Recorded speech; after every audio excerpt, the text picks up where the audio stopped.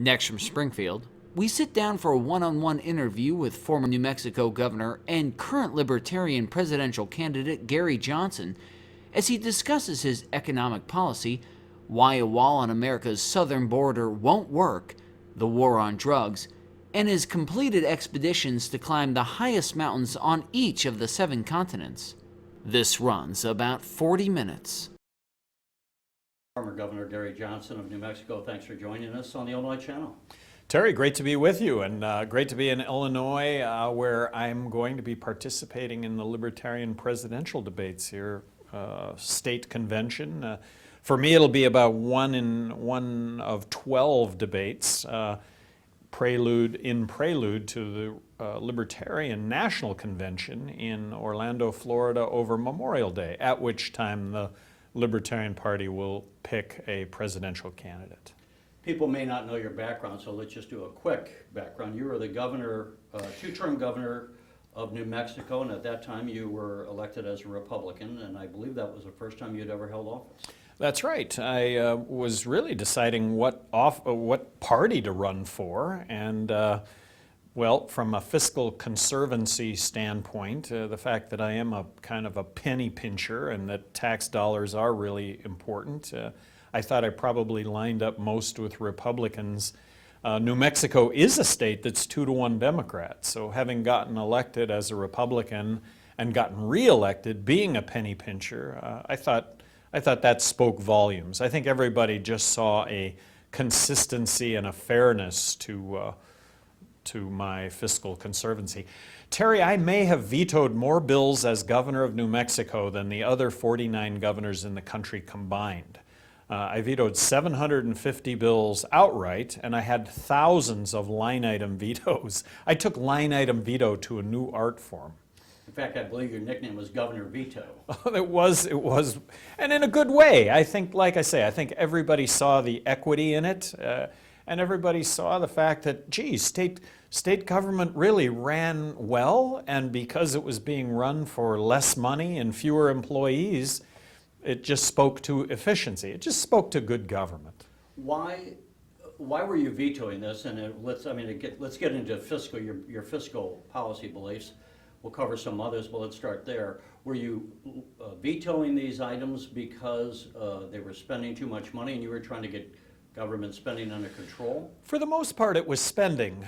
It was spending $250,000 for dropout prevention in New Mexico. Well, gee, first of all, that's what the educational system is supposed to be dealing with, and was the $250,000 going to make a difference when it came to the dropout rate? I didn't think so. And so I stood up and said, you know what? Laudable goal, but this is what the educational system of New Mexico is supposed to provide, and I don't think $250,000 is going to make a difference whatsoever. My favorite piece of legislation that I vetoed, Terry, was this was a Republican bill passed the first year I was in office. It was a dog and cat exercise bill. It was going to require pet stores to exercise their dogs and cats 2 hours a day, 3 times a week. Now, I got to tell you, that's where I want to buy my dogs and cats, is in a store that exercises their dogs and cats. I'd like to see it as a sign above the window. But in vetoing the legislation, I said, if I sign this legislation, the next thing I'm going to have to do at some point, there will be dog and cat exercise police. And all my vetoes, the product from the legislature, which was 2-to-1 Democrat, got dramatically reduced. So I wasn't getting nearly the number of bills that my predecessors had gotten in front of them because they realized that I was just going to outright veto them. And I don't think people realize that about half of all legislation that gets passed is fix-up language for prior legislation. And I always looked at every piece of legislation from the standpoint of, is this going to make things better? Is this going to make life better? And if it was, I signed it. But you know what? Is this going to just add time and money to my life and not accomplish anything? Well, there were a lot of those, and I vetoed those. When you were first elected, your background was a small businessman. You had been I think you started off as a handyman and then grew that into a major construction firm, is that right? Yeah, so I started out as a one-man handyman. I've paid for everything I've had in my life since I've been 17. I've been an entrepreneur my entire life, starting with paper routes and shoveling snow and raking leaves. But I started a one-man handyman business in college and actually grew that business to employ over 1,000 people. Became New Mexico's largest construction employer, which really, it's amazing the success that anyone can have if they just show up on time and if they just do what they say they're going to do, which is what I did. Do a little bit more than what you say you'll do for people. Amazing. And then when it comes to employees, share in the profits. That is also a magic formula. Share in the profits and the pie gets much, much bigger.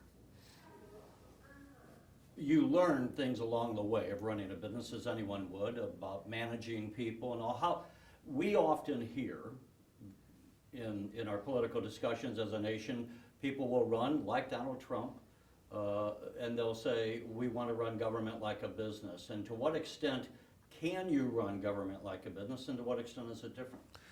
You can run it completely like a business. Best product, best service, lowest price.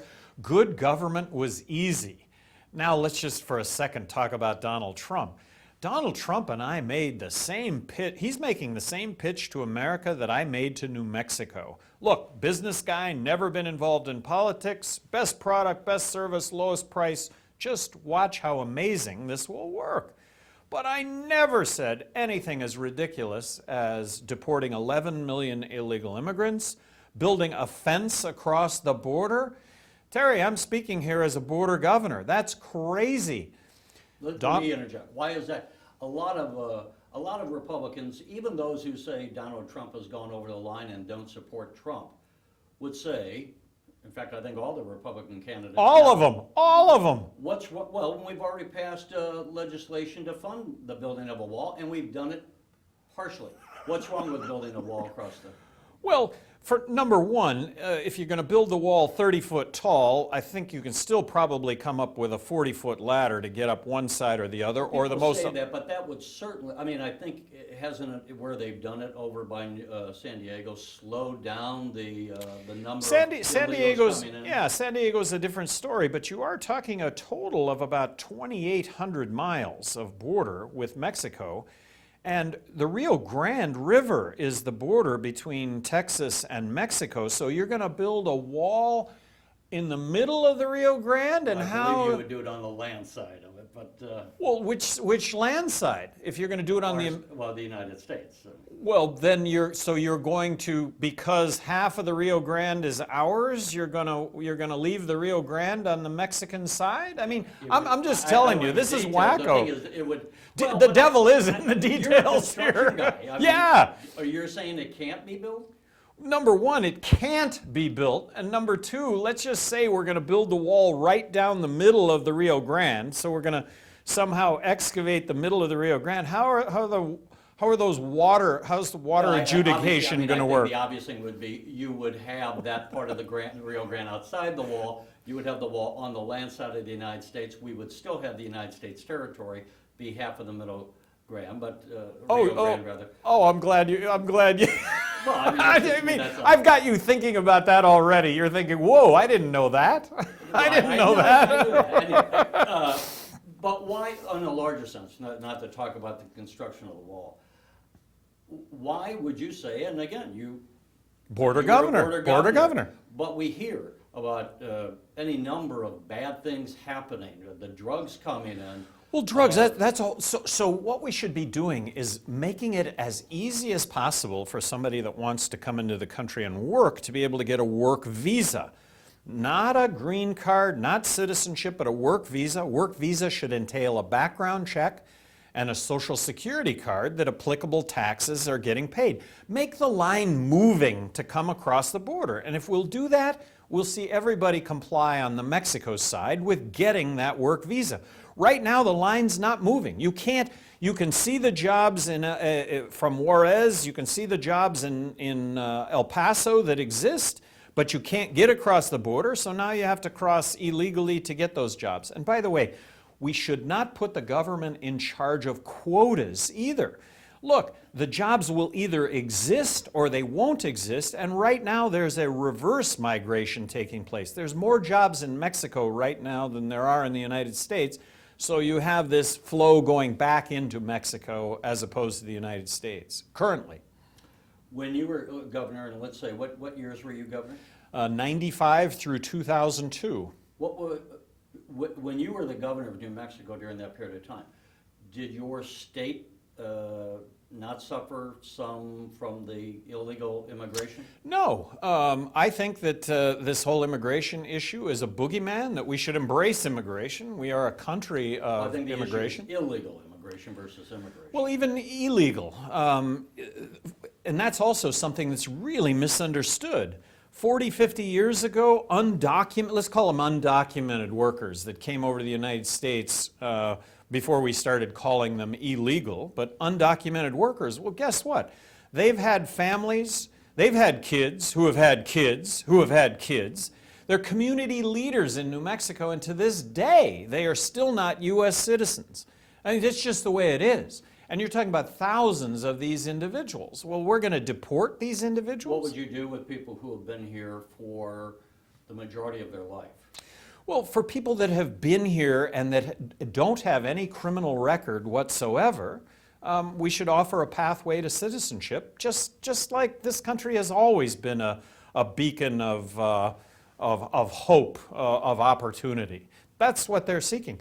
They're not taking jobs away from U.S. citizens. They're taking jobs that U.S. citizens don't want. There's also a misconception about pay. Pay is not an issue unless language is an issue. And if that's the case, Mexicans understand that front and center. What do you mean by pay is not an issue unless language is an Well, issue? for example, if you're coming over from Mexico and you can't speak English, you're not going to get pay equal to someone that can speak English, because English is a big part of being able to work.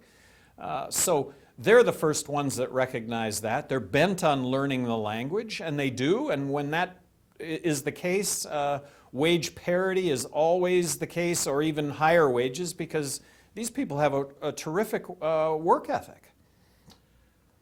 Let's move along to the fact that you're running. You were a Republican governor. You're now a Libertarian. We've had third-party candidates. Even Theodore Roosevelt was a Republican who then ran as a third-party candidate in 1912. In fact, he was probably the most successful. He came in second in the presidential election of 1912, ahead of the incumbent president at the time. But no third-party candidate has ever even come close to winning the presidency, unless you want to count Theodore Roosevelt back then, over 100 years ago.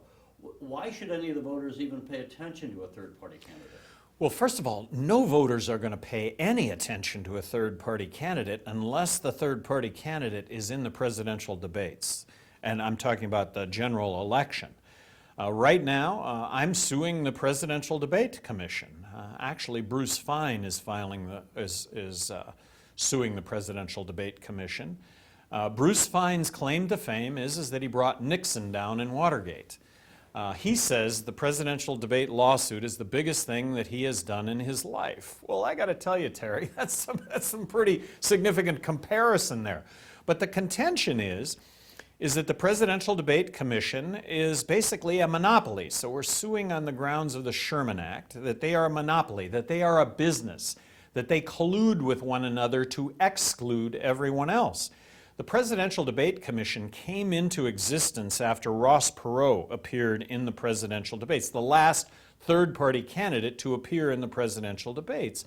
Well, the League of Women Voters had been sponsoring the presidential debates, and in a very highly publicized letter to America said, this is a fraud being perpetuated on the American public, and we, the League of Women Voters, we don't want any part of it.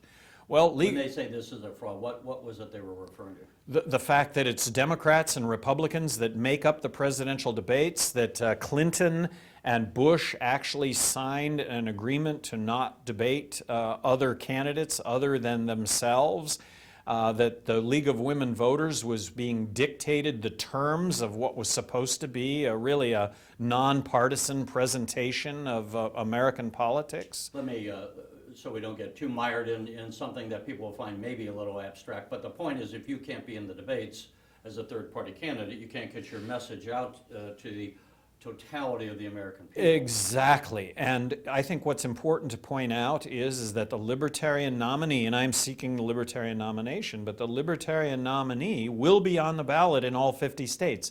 That's a claim that no other third party will be able to lay claim to because of deadlines that have already passed. You ran 4 years ago as a Libertarian candidate, correct? And got 1% of the vote, got 1.3 million votes. It was kind of disappointing, not just kind of disappointing, it was, but what I saw front and center is just the inequality in our system. The fact that the Republican candidate for president has to go out and garner the support of 30% of the far right, Democrat candidate has to go out and garner the support of 30% of the far left, 50% of Americans now consider themselves or declare themselves as independent. I think the two major parties at the end of the day end up representing 30% of the American electorate. I think the vast majority of Americans are libertarians, they just don't know it. We should have gone a little bit maybe more into the issues. If you summarize, what would be your approach on fiscal policy? Well, I think the biggest issue facing this country right now is that government is too big, it spends too much, it tries to accomplish too much. So I propose balancing the federal budget. I think that there will be a huge negative consequence to the fact that we continue to spend so much money that we don't have, and that we need to balance the federal budget. And balancing the federal budget, you know, that's a combination of cutting spending, growing the economy. From a growing the economy standpoint, let's eliminate corporate tax. Let's eliminate income tax. If we're going to replace it with anything, let's replace it with a federal consumption tax. And if we do that, there's no longer a need for the IRS. Imagine living our lives without the IRS. And the consumption tax would be that like a sales tax. A sales tax. And what I put out for everybody to look at is the fair tax. It is a proposal before Congress. It has been for many years. It dots the I's and crosses the T's on how you would accomplish one federal consumption tax. Now, on the other hand, we fund Social Security and Medicare through the payroll tax. So right. If you didn't have an IRS, who's going to be making sure that people are paying those taxes and not underreporting their income? Well, in the case of a consumption tax and how to do that, what the fair tax does in that case is that all the states would administer the consumption tax, which they already do. So it's not it's a bureaucracy that's minuscule compared to the IRS. And when it comes to Social Security, when it comes to Medicaid, when it comes to unemployment, all of those proceeds, all of that funding would come out of the consumption tax. So no longer any withholding from your paycheck. You'd get paid a flat amount, and like I say, but we would all be subject to paying a consumption tax on all goods and services that we use.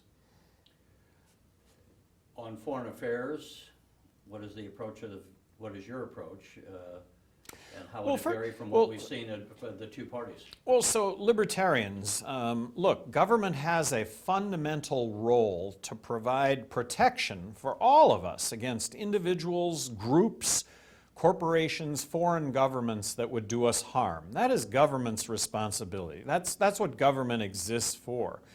There is a very real Islamic terrorist threat out there, but is it best addressed? Is it at all addressed with boots on the ground, with dropping bombs, with drone strikes that are killing thousands of innocent individuals? No.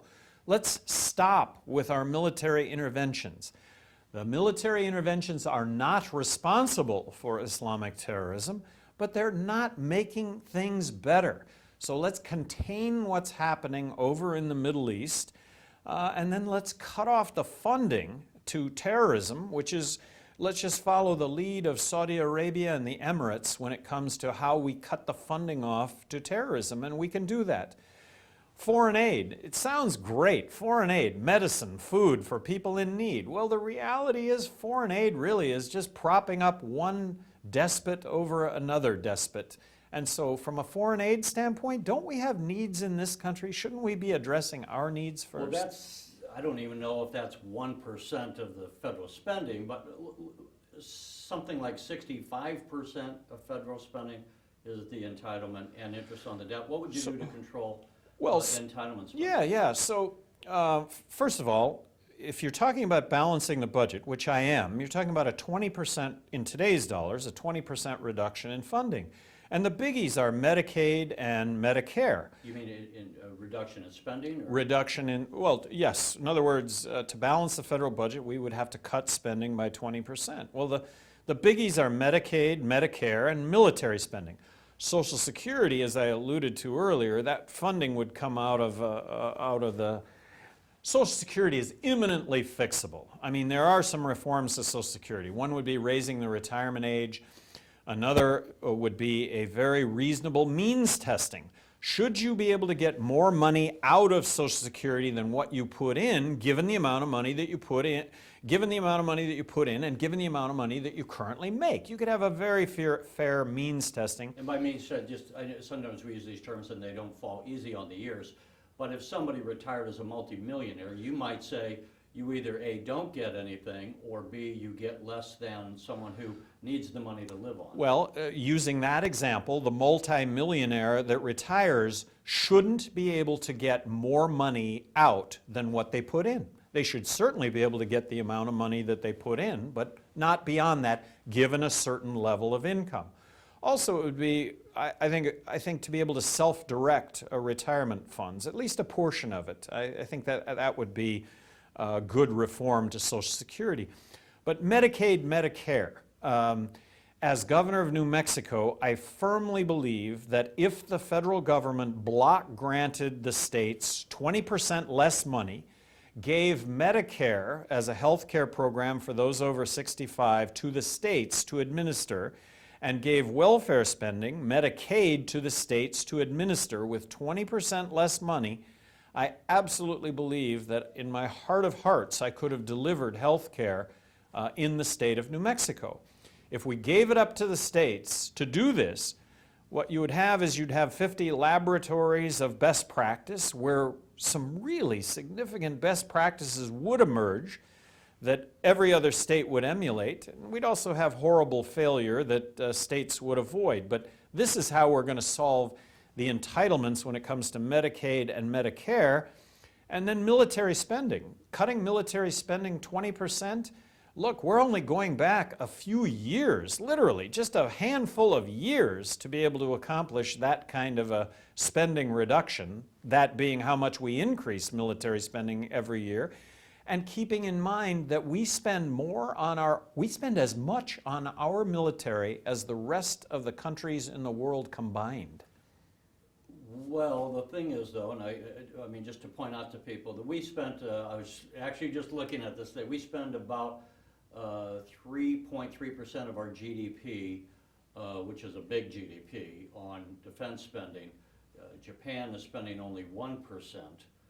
But on the other hand, we have been the people that have really been taking care of defense, right? I mean, the Germans, exactly. The French, the Japanese, the great are not really, they're, forgive me for saying it to my foreign friends, but they're mooching off the American taxpayer. They're sucking off the American tit when it comes to military spending. Yes, they're able to spend money on social. We're subsidizing their health care.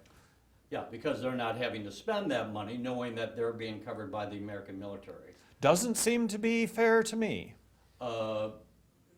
That's a long, complicated. Well, you said it. You stated it very well, though. But let me move on to one of the areas I think a lot of people here, as I talk to different people over the years, I would base are fiscal conservatives and social moderates. To that end, the Libertarian Party is appealing, although they may or may not think to themselves that a third party just doesn't have a chance. But I think one of the areas where the libertarian approach hits a snag in people's minds is on the drugs. And We see right now there's an epidemic of heroin use, cheap heroin going in New Hampshire. It was a problem. It's a problem here in Illinois. It's a problem across the country. What is your approach to the controlling of drugs, and how would we keep illegal drugs out of the hands of, like, high school children? Well, I consider this good news. In 1999, I was the highest elected official in the United States to call for the legalization of marijuana. Bad news is Terry, in 2016, I'm still the highest ranking elected official to ever call for the legalization of marijuana, although apparently Bernie Sanders is saying the same thing. I'm glad he hit his head, and welcome aboard, Bernie. But that said, I have always maintained that by legalizing marijuana, that it will lead to less overall substance abuse, because people are going to find it as such a safer alternative than everything else that is out there, starting with alcohol. The campaign to legalize marijuana in Colorado was a campaign based on marijuana is safer than alcohol.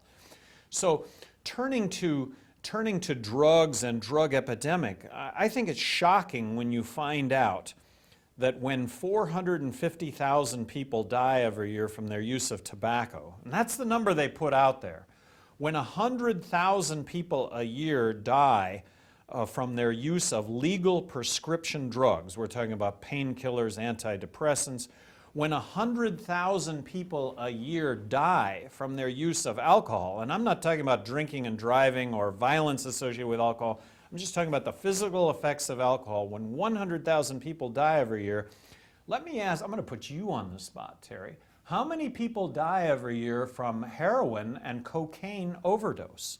Based on those numbers that I just said. Yeah, I don't know. What would you think? 400,000, 100,000, 200,000? What would you think? Just logically speaking. Well, I mean, to this point, and I don't know how updated your numbers are, to this point, heroin had been minuscule use, but now it's becoming more widespread. So, well, I'm going to tell you just what an epidemic this is. Okay. What would your guess be? Oh, I would maybe 50,000. 50,000. Thank you. 8,000 a year. So when you start when they start touting about a heroin epidemic and that the overdose is off the charts. But it doesn't have to be that you're dying from heroin to have it ruin your life. Well, what ruins your life is the prohibition. Prohibition is 90% of the problem, and that's not to discount the problems with use and abuse. Would the addiction be what ruins your life? Well, what ruins your life is quality, quantity is unknown.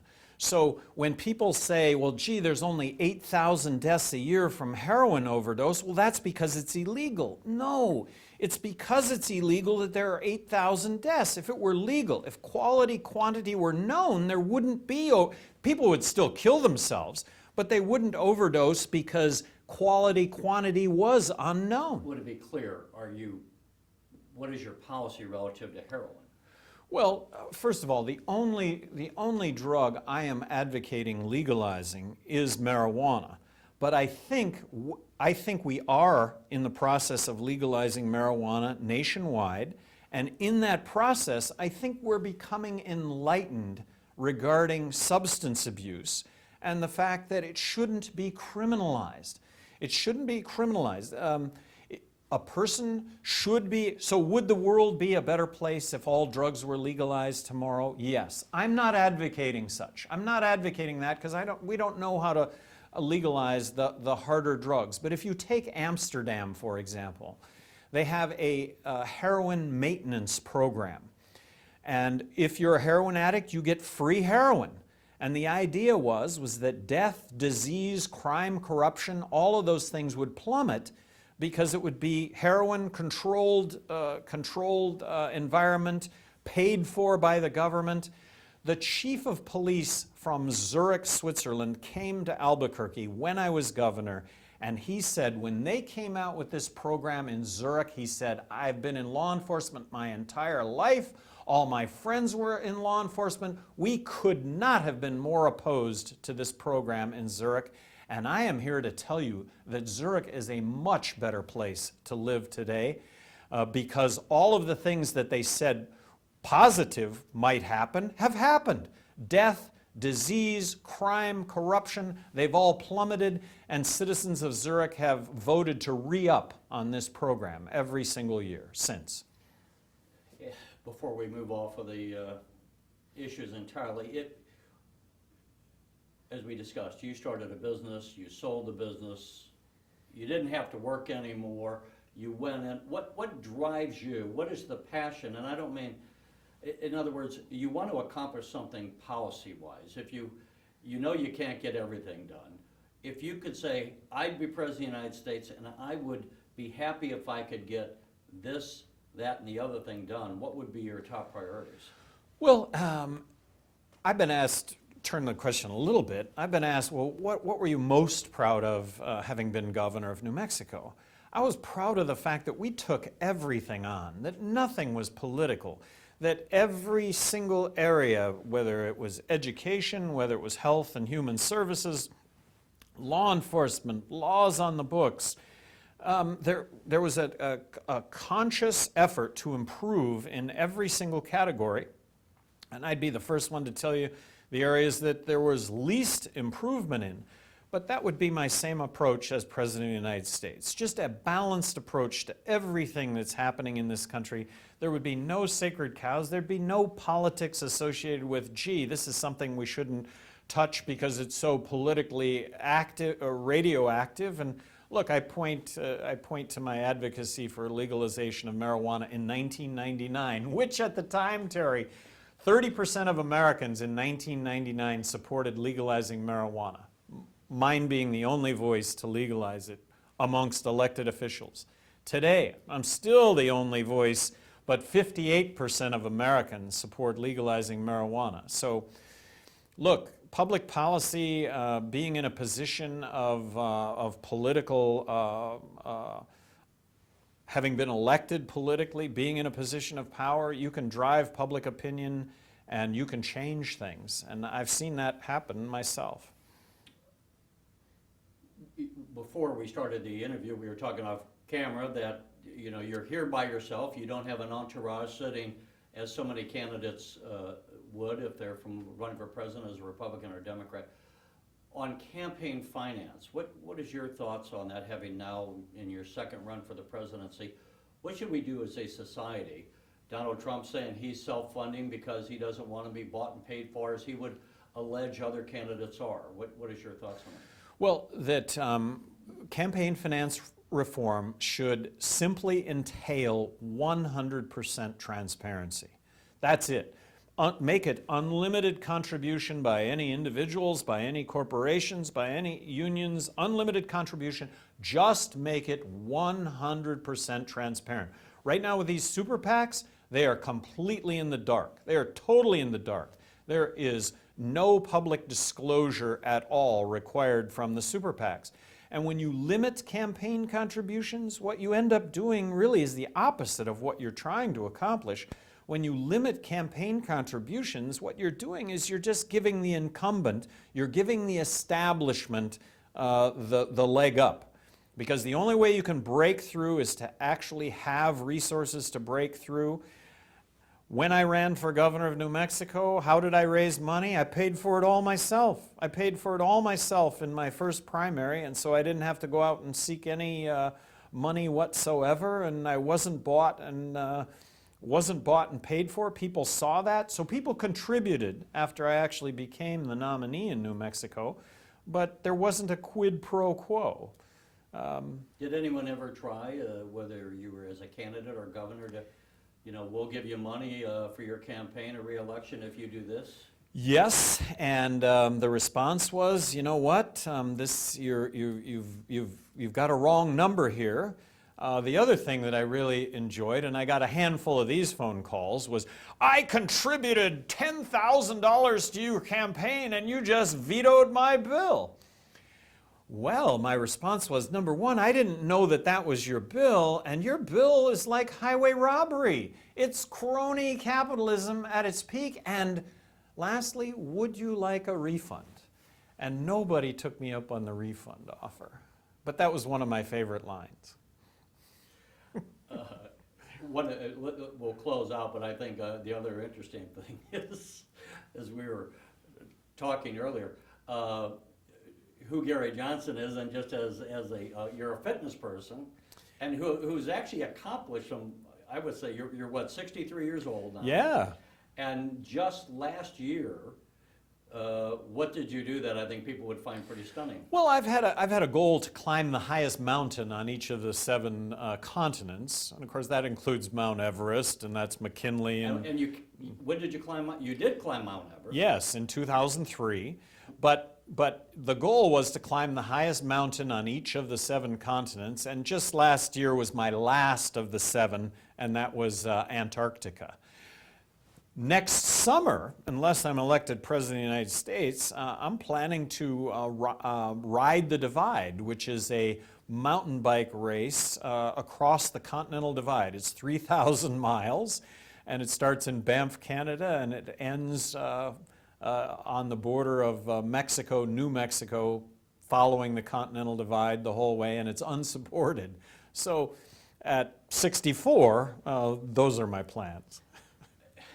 I could go on for hours, this would be fascinating, but let me just ask, what was it like, A, to climb Mount Everest, and which of the climbs was the most difficult of the 7 highest peaks on the 7 continents? The most difficult was Everest, just because it is so high. I mean, 29,000 feet. If we were taken right now to 29,000 feet, we would pass out in a matter of minutes because of the altitude, and we'd actually die in about 15 minutes because of the altitude. But you know, that was the hardest climb, all of what went along with it, and it was a dream come true. Standing on top of the planet, holy cow! Didn't have any real issues at all doing that. And I always tell people say, "How did you do it?" You know, and what? How did you? Were you the governor then? Just after having been governor, when so I got through being governor January 1 of 2003, and March 21 of 2003, I went off to Nepal to climb Mount Everest. When I was running for re-election in New Mexico, my mother said, "Re-elect Gary so he won't go to Mount Everest and climb it, please." Anyway, it was a great experience. The whole thing has been a great experience. It's been a great way to see the planet. I'm not through seeing the planet, but that's been a terrific way to start out. And not that you're preaching to other people, but what advice would you give to people who, you know, some people think they're old at 55. So this is advice I give to everybody. Really, it's putting one foot in front of the other. It's making decisions to change. If you want to change your life, as hard as it'll be to change your life, it'll never be easier than to do it tomorrow. So people ask me all the time, well, what's the difference between climbing Mount Everest and climbing up the highest mountain in Colorado? And my response is nothing. It's just one foot in front of the other, and it's just perseverance. It's being in good physical shape. Off camera, you asked me, well, what kind of shape did you have to be in to climb Mount Everest? I could climb Mount Everest tomorrow. I've made a pact to myself since 1987 to be as fit as I possibly can be every day of my life. So I'm as fit today as I've been in my entire life. Now the stopwatch shows a little bit of difference when it comes to the times, but that's where I'm at. But that's one of the important things in my life. And I'll just say, find out what's important in your life and get as much of it as you possibly can. All right, Governor Gary Johnson. Terry, thank you. Appreciate your time. Thank you. Thanks a lot.